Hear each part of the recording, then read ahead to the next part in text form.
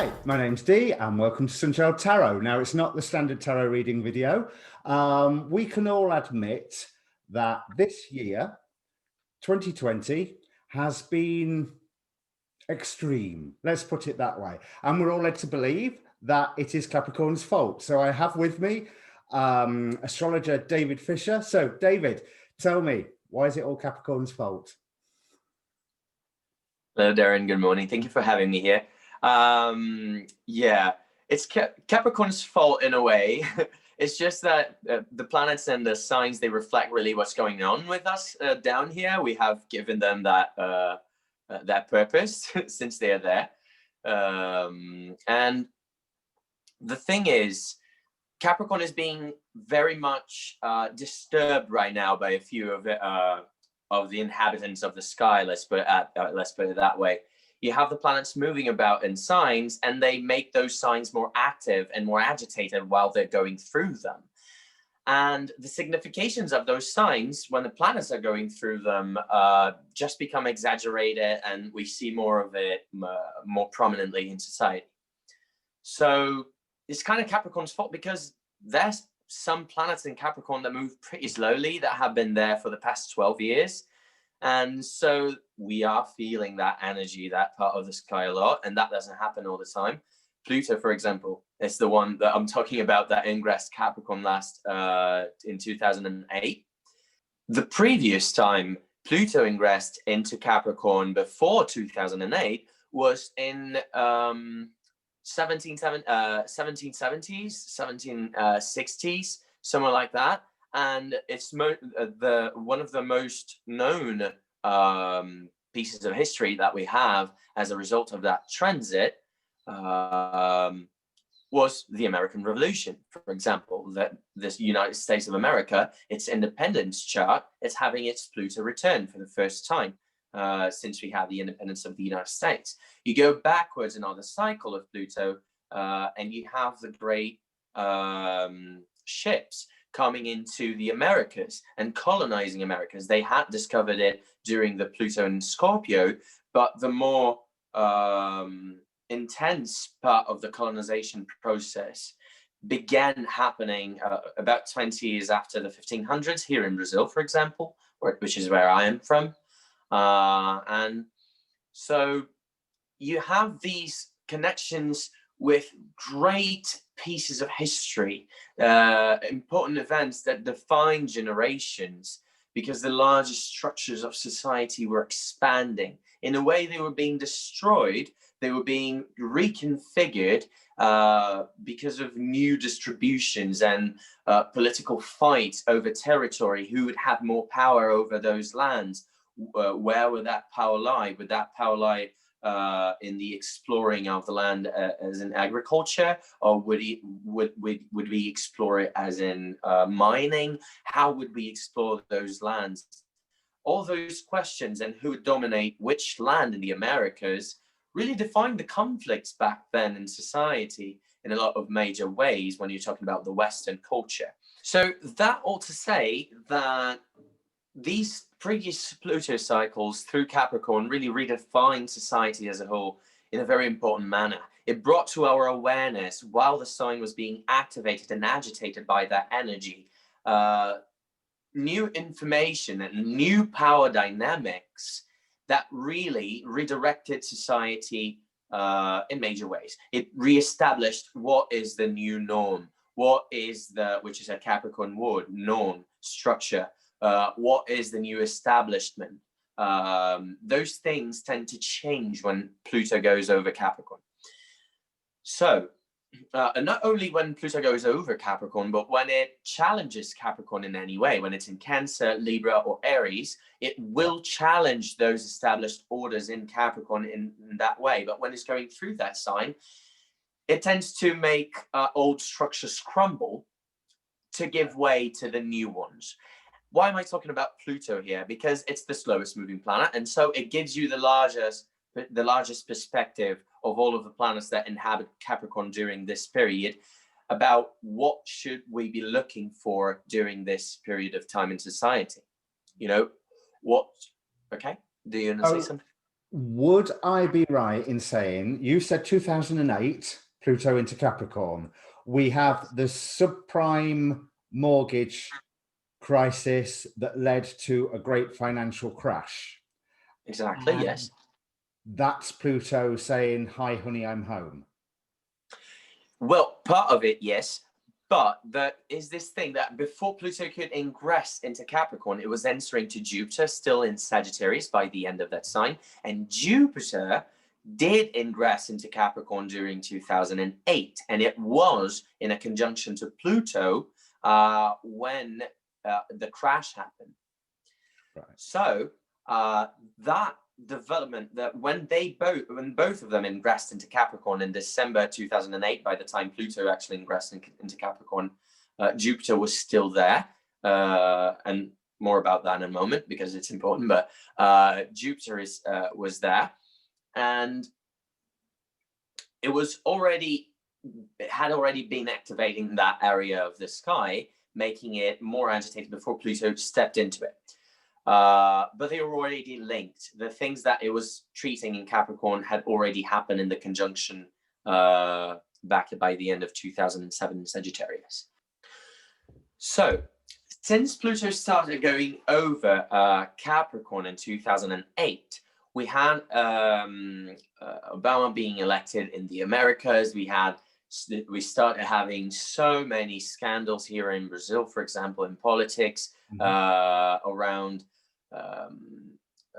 the people who were in power being too corrupt to be in power, and how they actually really ruined a lot of things in an economic sense.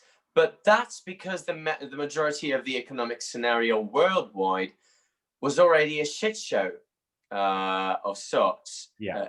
Excuse me, my language. But all of that was showing to the public how our society in general needs to redirect itself, how we need to take our new Republican ideas, which are relatively new in a modern sense. How do we take that to the next level? Because we have reached this new question mark of, wait, the new structure is not serving us anymore.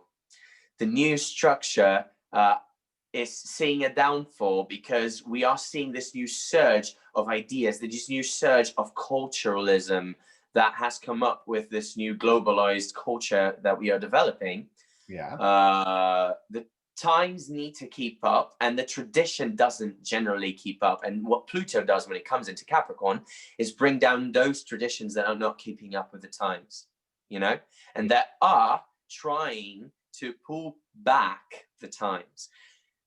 Sometimes, unfortunately, they managed to adapt, and they kept some, for example, the autocratic powers didn't crumble every time Pluto was in Capricorn, right? Yeah. Only some specific ones. But since we have been having these more and more as a reflection of Pluto in Capricorn, of autocracy and centralized power being redistributed, we can see that this is going to happen now again. We see new patches of populations of minorities that used to be called minorities. Now we are going to have from now on to acknowledge them as not minorities anymore, because they are just people reaffirming their rights to exist and to contest the power dynamics that are on top of everything, especially because that's what you're supposed to be doing if you live in a republic anyway, isn't it? Yeah. It is about the democracy. It is about the public and what they decide is going to happen. Even for people that still live, for example, here in Brazil, we live in a republic. You guys in the United Kingdom live in a, sorry about that. You guys in the United Kingdom live in a constitutional monarchy. Yeah. So the constitutional monarchy is still the powers of the monarchy, of the establishment, the state, being measured against the powers of the population and what the population wants, right? It is a marriage of powers there. And that should also have some see some alterations, see some change, see some turnings of tables, whereas at some time in the past we thought some things were impossible with the monarchy. Nowadays we see its face change there in the UK, as we see the face of the Republic here in Brazil changing a lot. We had, with Pluto in Capricorn, our first woman president, for example, and it was from a left-wing party here in Brazil, of sorts, still quite capitalistic dynamic, but kind of a left-wing party here. And she was deposed, right? She was deposed by a right-wing, by a more right-minded kind of character person that later on gave place to the current government, which is much more restrictive and against all of the things that we have advanced on in the previous decades, which was environmental change for the better. We were going in a good direction here in Brazil, for example. And in the previous 2 years, with this new, more conservative government, we have been seeing here, for example, some retrogradation into the days where you could just kill half of the Amazon and no one would say shit about it, because you were just improving capitalistic ideals, right? Yeah. No matter how that would affect the environment. But now we know better, and these governments have no place. These kinds of, not these governments, maybe they do in a way, but if they can adapt their speech, which they haven't been able to do so far, right? Yeah. To the current needs of the current scenario. And Pluto is here to tell us and to show us through these very harsh circumstances, which by necessity, which things society needs to grasp power in order to change, you know? Yeah. And it's always about how, because it's Pluto, it's about generations of people that are born under that influence, that have that kind of energy inserted into their psyche when they're growing up, and they grow up with it. They develop their own thoughts and ideas that are new because they are young about that scenario that they grow up in. And so the generations of people that have Pluto in Capricorn really grow up knowing about these power dynamics. This generation was the generation that gave place, for example, the last cycle, when it was in Aquarius and subsequently in Pisces, to the new government that would fill up the gap that was left by the previous structure that had fell. Yeah. So that's how things are going to develop, but more on that in another time. We are focusing here more on Capricorn. So Pluto is only 2/3 of the way through Capricorn. It's about 22, 23 degrees. Are you saying that we can expect this 2020-ness to carry on while Pluto is going all the way through Capricorn? Because it started with the Great Recession, and then it wasn't too bad for a while, and then it turned crazy again. I mean, will 2020 end, or can we expect 2020 to end sometime in like 2036? But that's the thing about the larger planetary cycles. You see, you have to consider also the innermost planets from Pluto to see how that larger image that I was giving in the last cycles with this one would integrate. You have to look at, for example, Uranus, Neptune, and then Saturn, and then Jupiter, to understand how society is really dealing with that dynamic that Pluto, the slowest of them all, is dictating. Mm-hmm. So no, it's not going to be always like that. For example, 2022, we have both Saturn and Jupiter very well dignified in the sky, and that generally is not so bad for society in general. And for Pluto stuff, since Pluto is in Capricorn, its ruler, Saturn, would be giving it good resources to go on about its business. So we don't need to expect as crazy a scenario as we have been seeing in 2020, but we have been seeing what we have been seeing now because of all the pressure that sign is having. Remember I said in the beginning that when a sign is being activated, is getting all the action possible from those planets. Yeah. And it's really like a party. When you have a party at your house, you have the people invited in, and then there's the start of the party, how you feel in that moment, how you're feeling midway through the party, how you are enjoying it. And then towards the end of the party, you're already thinking about when people leave, if you're going to leave things for the morning, or if you are going to have to organize everything after the leave, you know? Yeah.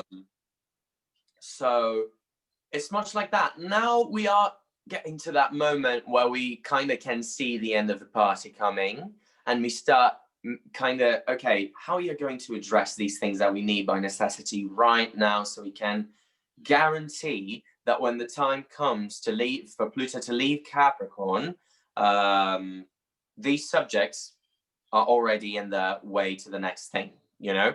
Yeah. So you're saying that there is hope, and that 2020 is going to end not just sometime this century, but sometime reasonably soon. Reasonably soon, yes. We are fearing and we are seeing several repeats that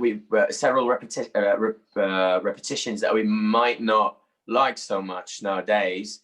For example, people being, we're seeing horrors previously depicted by society in other times being brought up by this resurgence of conservatism and really policies that try to keep things under control, but it's not a kind of control that fits anymore into the molds of the societal structure that we are remaking now, that we are rebuilding. Yeah. So it's going to end sometime soon, because we are already seeing how, because of the pandemic and all the things that have been happening in Capricorn this year, depicting the pandemic, have been forcing society to change abruptly into another direction in several of its sectors. You know, that could go into some people's liking and become some progressive change, but it can also mean that more conservative powers simply take over more deeply. They take over more. What's a good word for when things take a better hold of something? Become more entrenched. Yeah, they become more entrenched. So on that note, I've heard on a few of the astrologers' shows that Saturn in Aquarius is not necessarily the whole woo-woo age of Aquarius, love and light, and everything's going to come up roses, but could actually be the hardening of right-wing authority upon the face of the planet. Am I right? Am I wrong? Am I terrified for no reason? You know, No, definitely. It could be definitely could be a hardening of authoritarianism, because you have an Aquarius is a fixed sign and it's ruled by Saturn. And Saturn, in this traditional approach, which is the one I refer to for those modern astrologers out there that might use another system, it really represents this imposing of your ideals, because you need to reinforce it upon the current ideal. So Saturn can as easily be the rebel that wants to go against the oppressive scenario that they live in, as much as they can be the dictator that rebel becomes once they come into power. We have seen that happen several times before in the past, haven't we? With revolutionaries like Lenin and Stalin, and we have seen Cromwell even reestablishing his power as a king in the UK once he established the, how do you call it, that period of the Regency, I think, wasn't it? Yeah. Or something like that. So we have these rebel figures that do relate to Aquarius. But Saturn is the ruler, and it's a fixed sign in the system that I use, and that's the application that you have to think it through. There is one point about Saturn, though. Well, 2 points I want to make about Saturn. If we're looking at the myth of Saturn, if you think about it, Saturn, Kronos, was the first rebel because he rebelled against his father Uranus. Precisely. And he also presided over a golden age on the planet. So Saturn is not necessarily all bad and nasty. Yes, you're right. It's just that it's a different feel from Jupiter, but it's not that we are going back into a Saturnian age in a sense that you just mentioned of the golden age of Saturn. But we are going to see people radicalizing much more on their own point of view. We have seen people before in history, several points in time where you had these distributed power dynamics in the world, like the Byzantine Empire. You had other empires around it that traded with it, and it was a very central part of trade. But it was like power dynamics with other powers at the time also. And then you see the Byzantine Empire finally fall within an age that people were expanding the notions of what was possible and how society could work, what power was really about, and how it could redistribute it. And we are seeing now some calls to that in society when you see minority, quote unquote, because they're not really minorities, they're a really large number of people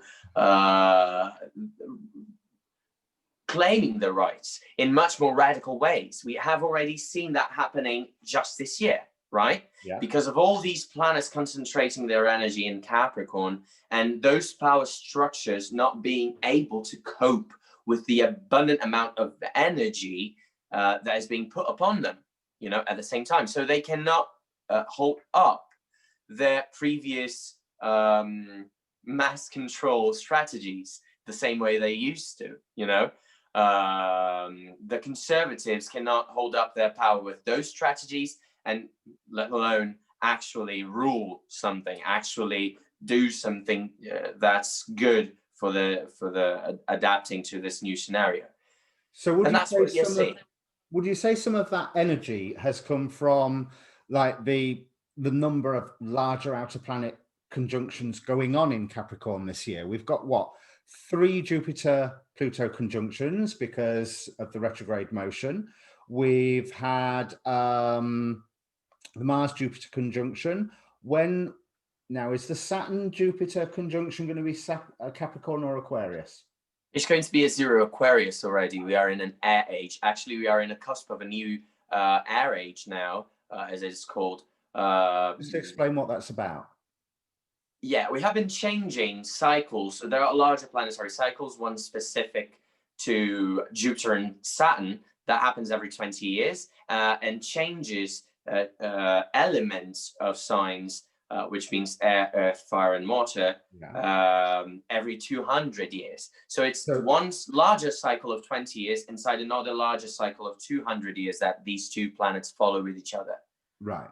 So we would have all of the conjunctions in air signs or earth signs, and we're exactly. And now, exactly. And now, this is not about what you hear about the Aquarius age. This is another subject that I'm not touching on specifically now too deeply, but we are going to see more of air qualities in society now that Saturn and Jupiter moved their larger cycle of 200 years into that elemental air triplicity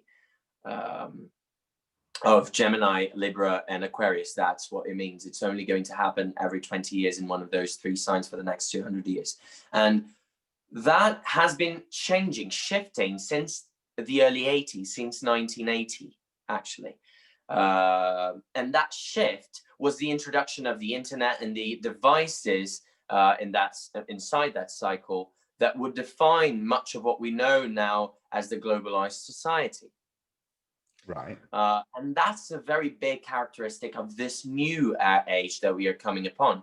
The last one saw the the Crusades. So a lot of religious conflict around ideals, which ideal was right, people masking their good intent, their own intents, their own evil intents for their own greed for power, with religious intent, sending people to colonize other lands, and hungering for those new lands because they needed power distribution. They needed to redistribute power among powerful families that were getting larger and larger and didn't have much to distribute their heirs. Yeah.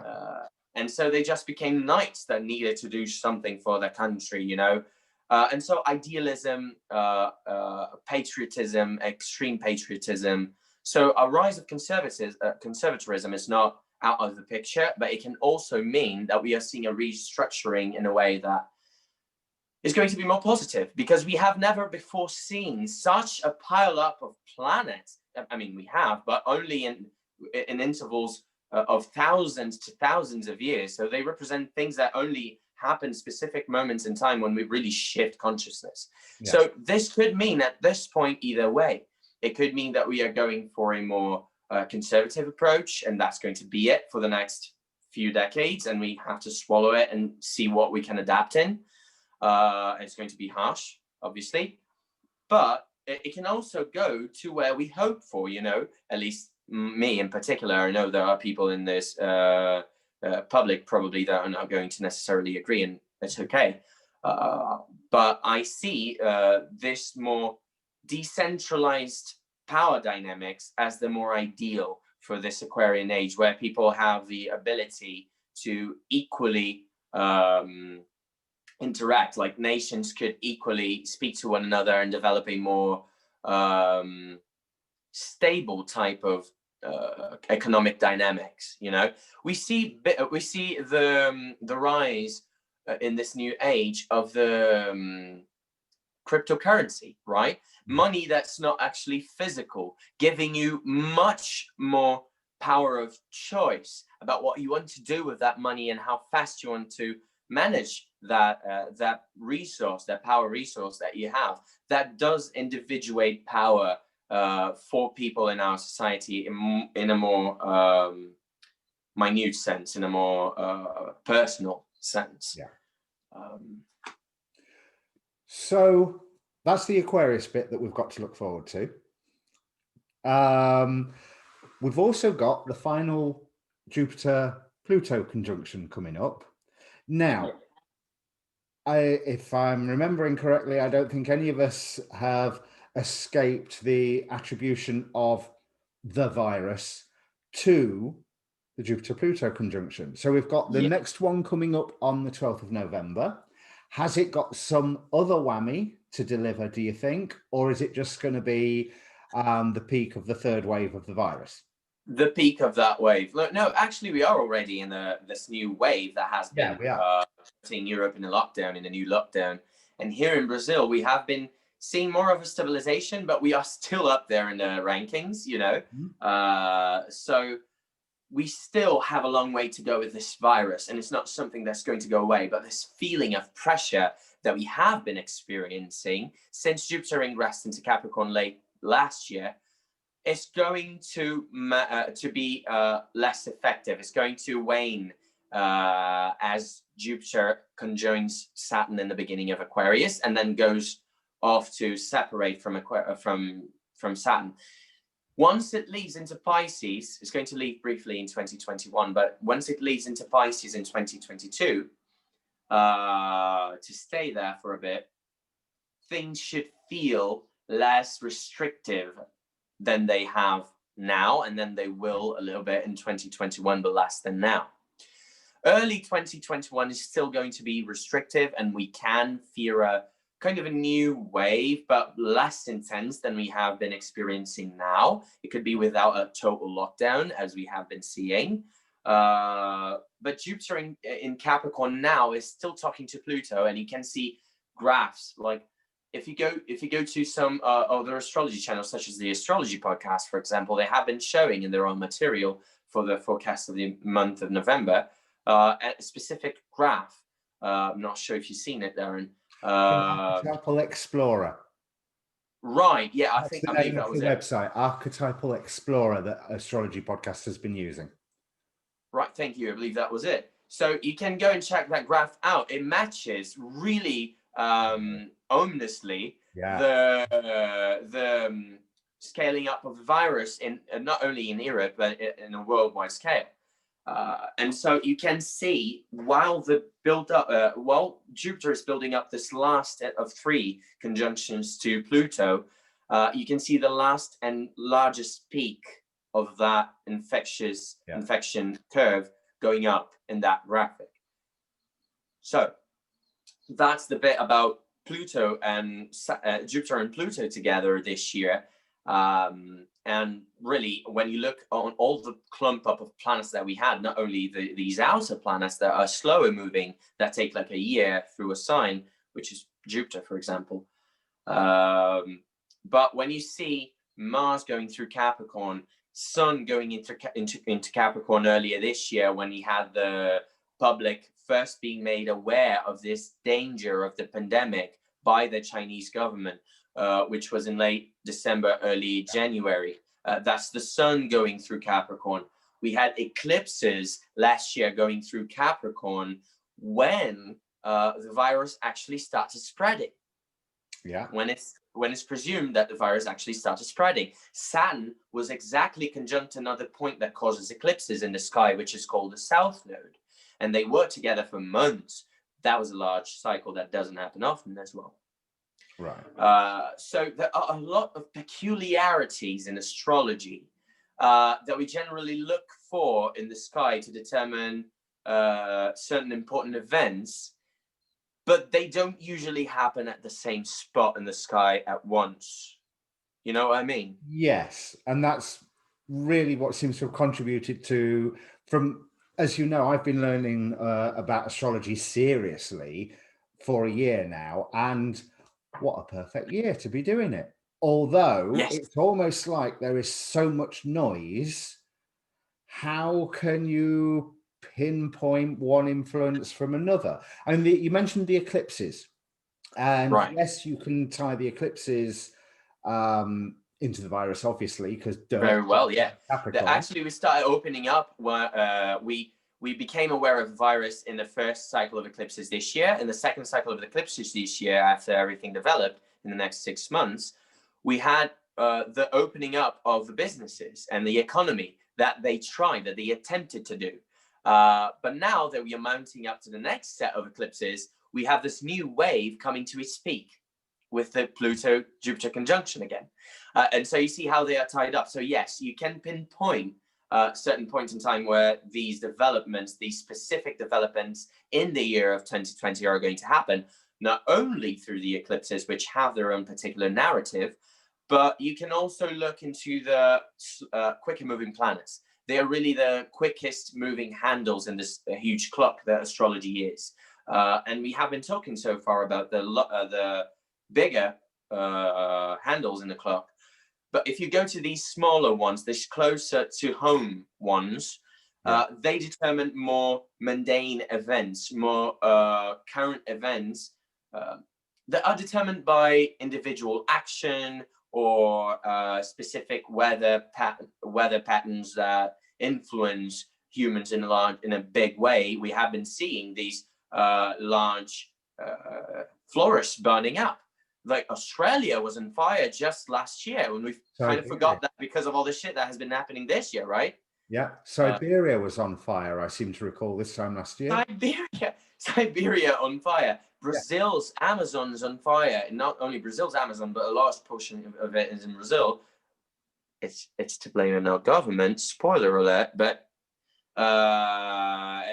you see all of this happening in countless disasters environmentally, like countless, really. You just had one these days, like it was yesterday or the day before, that we had this earthquake. Where was it? In Europe? Turkey. In Greece and Turkey, that killed a bunch of people. Like, and that's not even like it's not even surprising in 2020 anymore, because we've been having so many of those. But that's what happens when you concentrate too much energy in one sign, and when you have these quicker moving planets activating those spots, as Mercury is right now, for example, and Jupiter is, and all of that, and Saturn, and so Mercury's doing it by square at the moment, isn't it? yeah, it's squaring Saturn while it's stationing direct. So Mercury, in one of the peculiarities of its cycle, it's squaring another peculiar point in the zodiac that has been active for a very long time, especially with Saturn, that has been hanging out there for a long time, for the last couple of months. So you would put this earthquake on the Capricorn stuff as well, and not necessarily the Uranus conjunct the full moon?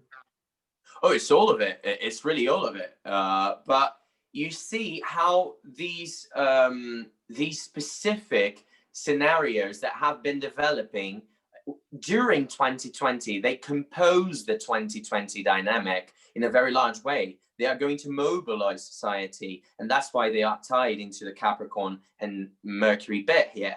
But yes, that full moon conjunct Uranus could be more of the weather pattern that you would look for if you were trying to predict the weather with astrology, which is not my speciality at all.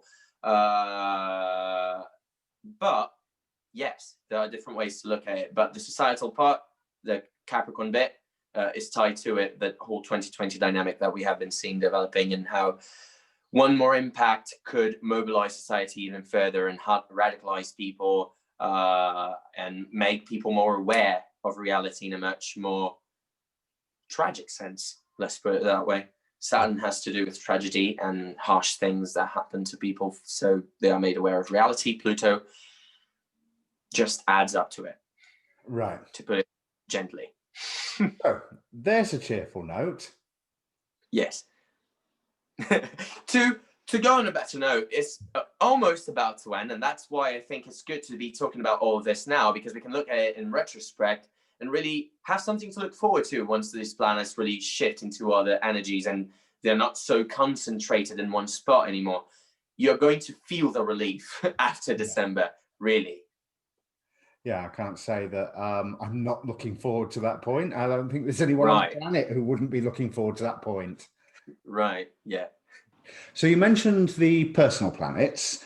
One thing that I remember is that Mars, it conjuncted all the Capricorn cluster, as Anne Ortley calls it, and then it squared them several times as it's having its extended staycation in its home sign. How has that playing out? Stirred the waters up, like you were saying. You were saying about how a sign was being agitating. Yeah. I'd imagine there is no greater agitator than Mars. Oh yes, Mars actually, precisely, yeah, that's a very good point. Mars actually brought up the civil unrest parts, and how society has been unsatisfied with the response that its governments have been giving to the virus, in general, and to this health crisis. Especially in places where, like, there are places that dealt with the crisis very well, certainly, but there are very central places to the worldwide economy that have dealt with the crisis of the virus very poorly, really poorly, and they have had some of the worst developments with the virus crisis, such as here in Brazil. You have the United States, you have the UK, very large portions of people really angry about the whole scenario that's being developed. We can both say we know a song about that, Yeah.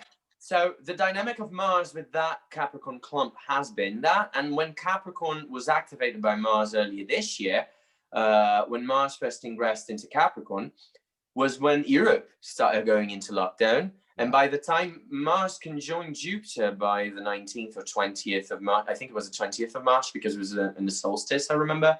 It was around 19th or 20th. It was around 20th, 19th or 20th, yeah, of Capricorn. So when they conjoined, that was the peak of the first wave in Europe, and it was the peak of despair for people that didn't know worldwide how to deal with that crisis, and that were very scared about the things that were happening. So a lot of fear. You can see Jupiter is not very well placed in Capricorn. I'm not going to explain too much, but it has something to do with something called planetary dignities, if you want to research more about it in the internet. So these planetary dignities, they really determine that Jupiter is not so well placed, so there is not much it can do in that Martian situation. And so Mars is an addition of fear. And what that fear causes in people is the reaction, you know, because fear in your body will determine if you're flying or fighting, you know. Yeah. And people are choosing to fight in 2020 in a lot of places, as we can see. And the Mars going into Aries in July, it was early July. Actually, it was late June 27th. When it went into Aries and it started this dynamic, we have seen these governments trying to hold on to their own perspective of power and to their own. They have been in denial, and the population has been more and more preoccupied about the future and how are we going to deal with this? How are these people prepared to deal with this? If they are telling us that everything is okay, when clearly we are walking backwards, which is a word for retrograde here in Mars is going retrograde, squaring all of those planets. So how do they want to go? How do they want to go forward here and saying that we are moving forward and being successful in their plannings when we are clearly moving backwards? And they are repressing us for moving backwards now. To move backwards now, you know, because they haven't been competent enough to do what they should have done from the start. That's very topical for me, because as we film this right now, just last night, Prime Minister Boris announced a lockdown, and also announced to everybody that it'd be here at 5 o'clock and didn't turn up till 7 to tell us the lockdown that we by this point already knew was happening. Right. Yeah. We've been talking about how the presence of a planet or squares to a planet has been activating the Capricorn cluster. Yeah. Has there been any significant nice things like trines and sextiles? They're supposed to be nice, or at least are they only being nice to the Capricorn cluster and therefore enhancing that roller coaster energy that we've all been suffering from? Yes. So the trines and sextiles could be actions that the government took to try and resolve the situation, and that for a time really put the population at ease. But once the Capricorn cluster is activated by square again, by any planet, you see something popping up in the news that's really disturbing, you know, and sets them back much further than they actually have progressed with their feeble attempts during those sextiles and trines, you know. But we also see with those sextiles and trines as a parallel, people having their hopes set up, and that's a good, you know, that's a good point to be, a stage to be in. Yeah. But that's to be destroyed once the squares are active and the oppositions are active as well. Again, you know. And not to be destroyed because life is evil, but because people need to pay attention to what's going on if they want their happiness to be long lasting. You know, it's really a call to responsibility and to really take responsibility and action, because Capricorn is a cardinal sign about taking action towards an improvement of the structure.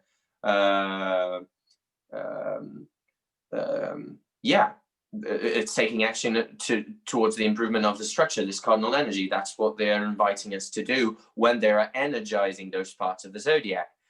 And so, yeah, the reliefs that we had this year weren't that long lasting.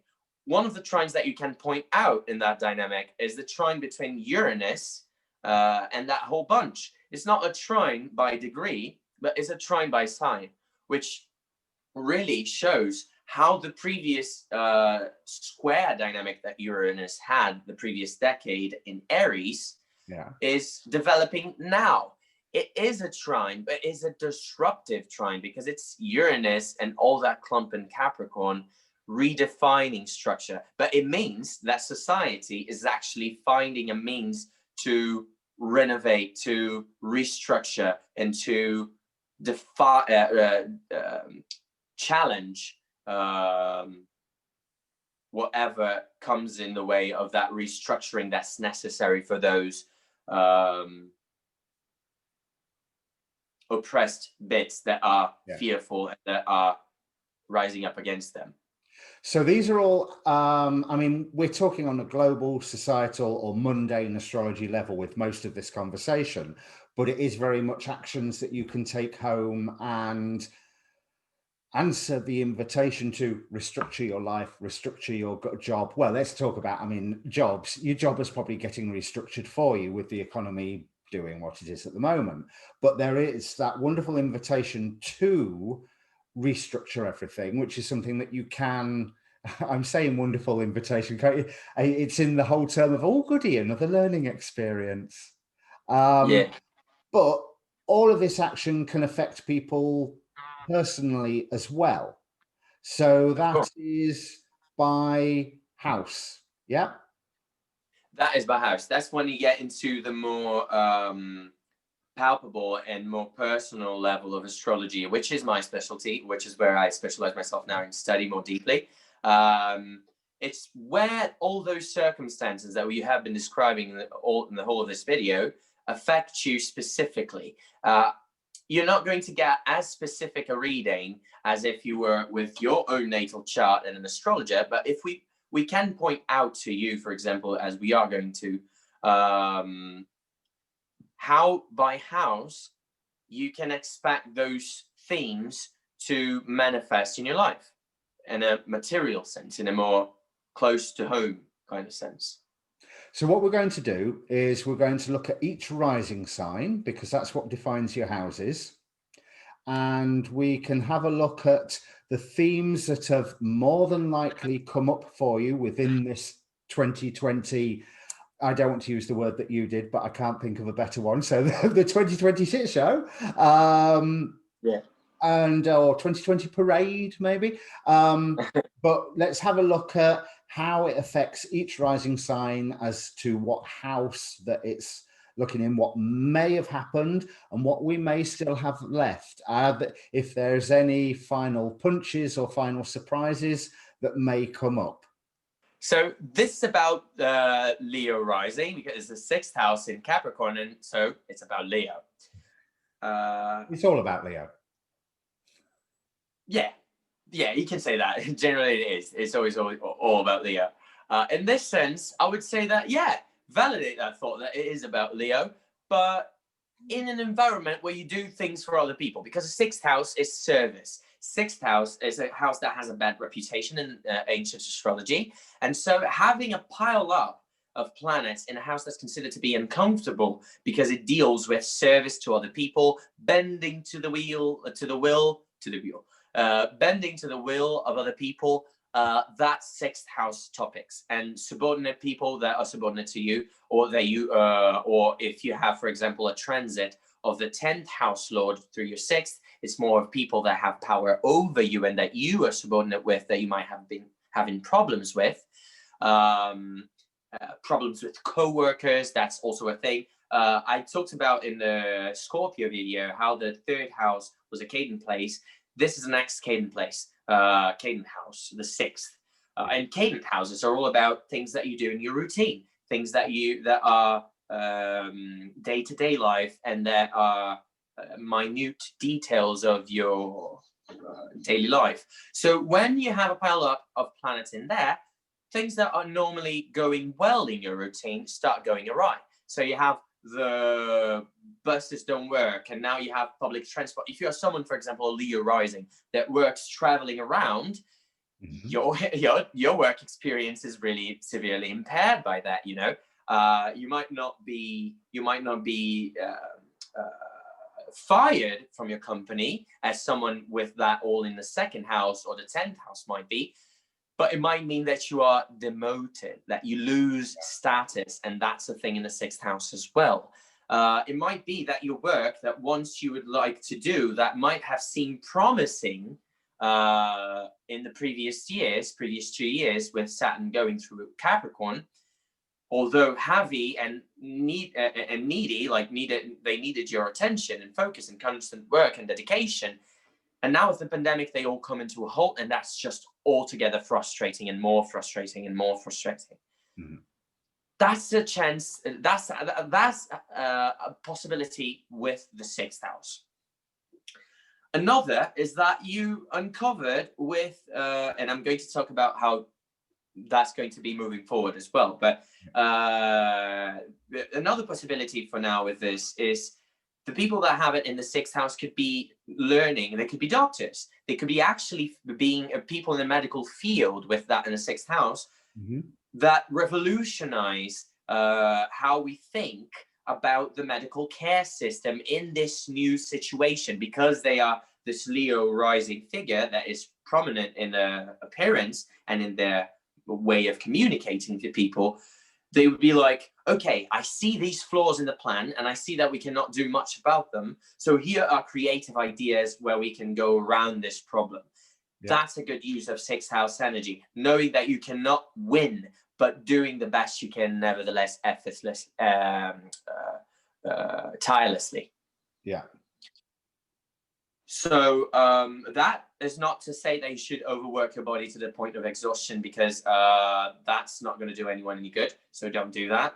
But when I say tirelessly, it's really balance your body and your mind as well as you can, as disciplined as you can.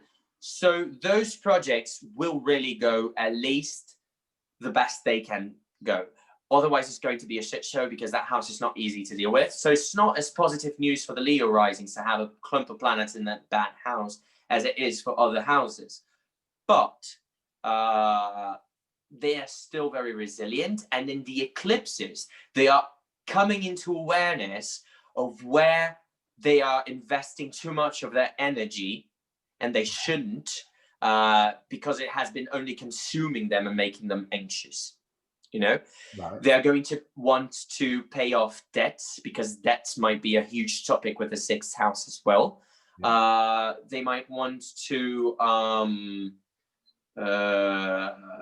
let's see what kind of issues might arise. Oh, other kinds of relatives from your dominant parent, like the third house relatives in general. The sixth house could be uncles and aunts, because they are the siblings for your parents, yeah. Specifically.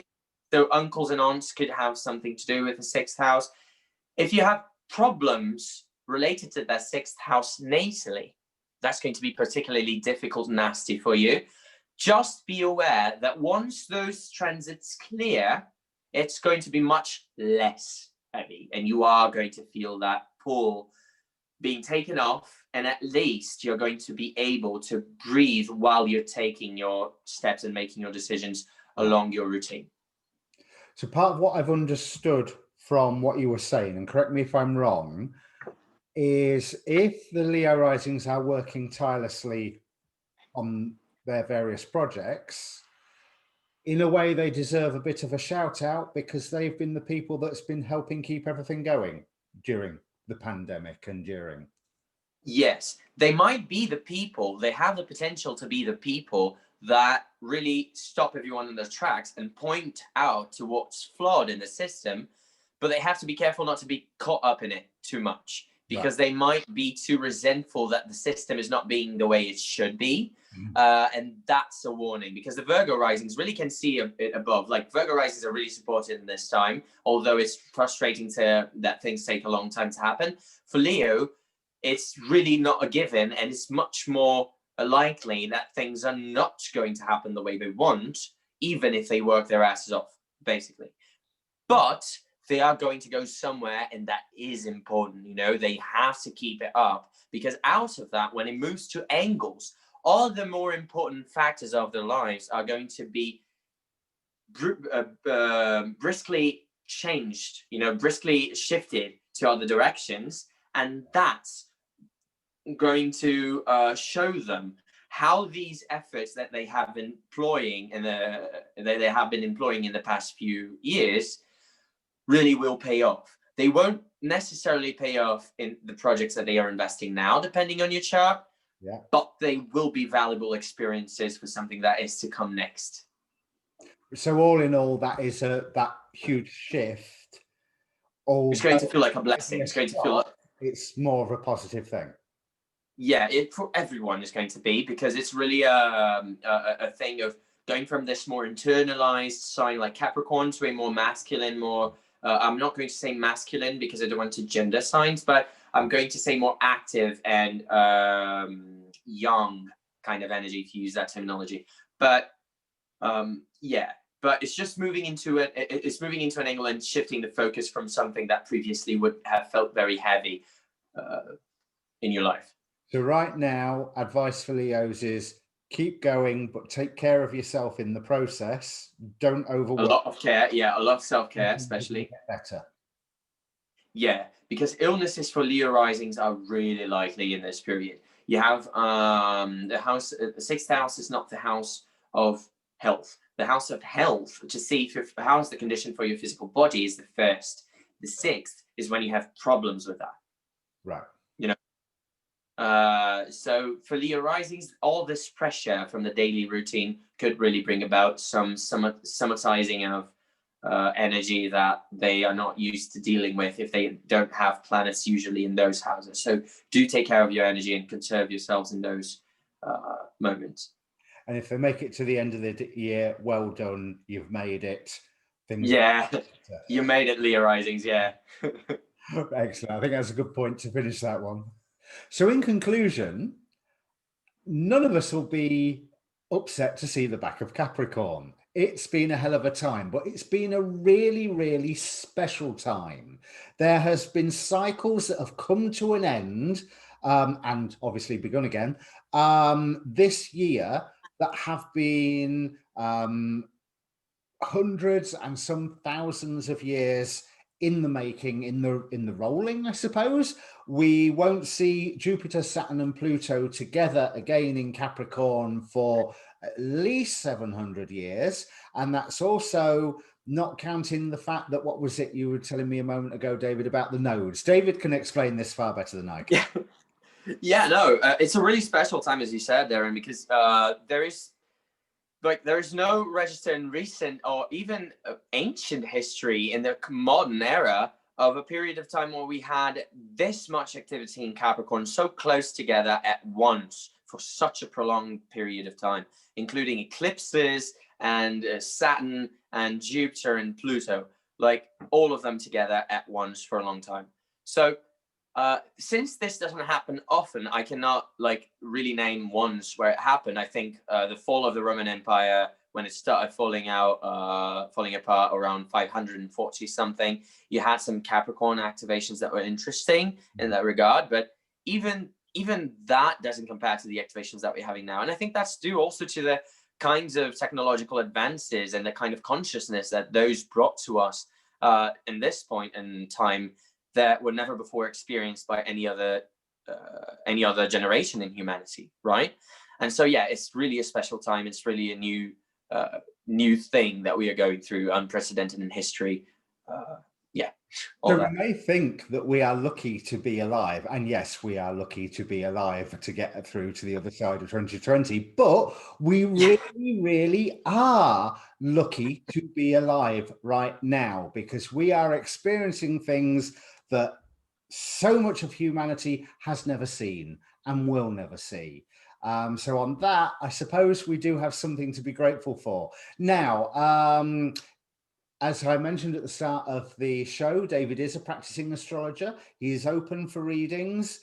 I personally have had a reading from David, and I will never be without a David in my life for as long as I live from this point on. It was that good. So if you want to contact David for a personal reading, there is a link in the description down below for the Facebook page for this channel. Send me a message there and I will pass on David's details. David, have you got anything you want to say to the audience?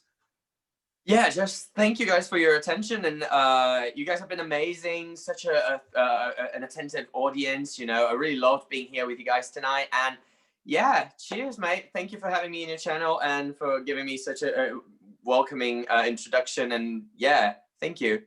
So have a great 2020, what little, thankfully, is left of it. And let's all look forward to 2021. And we'll see you later.